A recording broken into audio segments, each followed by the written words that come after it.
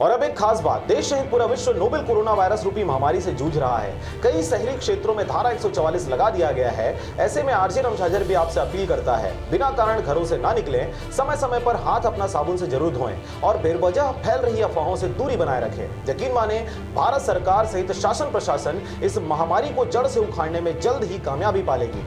धन्यवाद। नमस्कार, स्वागत है आपका आरजे रमझाझर में और मैं हूं पुखराज सिंह। सेल्फी के चक्कर में गई सरपंच पत्नी की जान।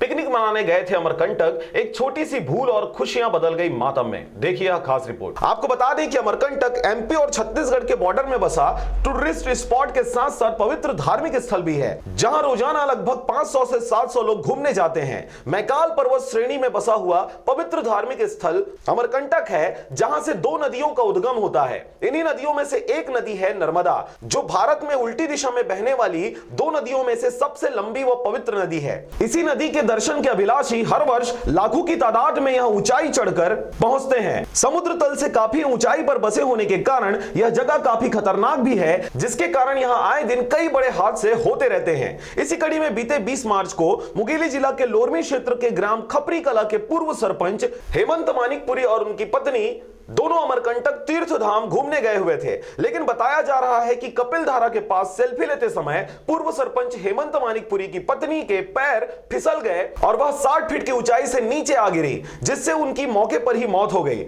आपको बता दें कि यह घटना 20 मार्च शाम 5:30 बजे की है, जहां खुशियों का एक पल एक छोटी सी गलती की वजह से अचानक मातम में तब्दील हो गया। घटना उपरांत सरपंच पत्नी के शव को ग्राम खपरी लाया गया और देहाग्नि की रस्म अदा की गई। लोरमी से हरजीत भास्कर की रिपोर्ट, आरजे रमझाझर।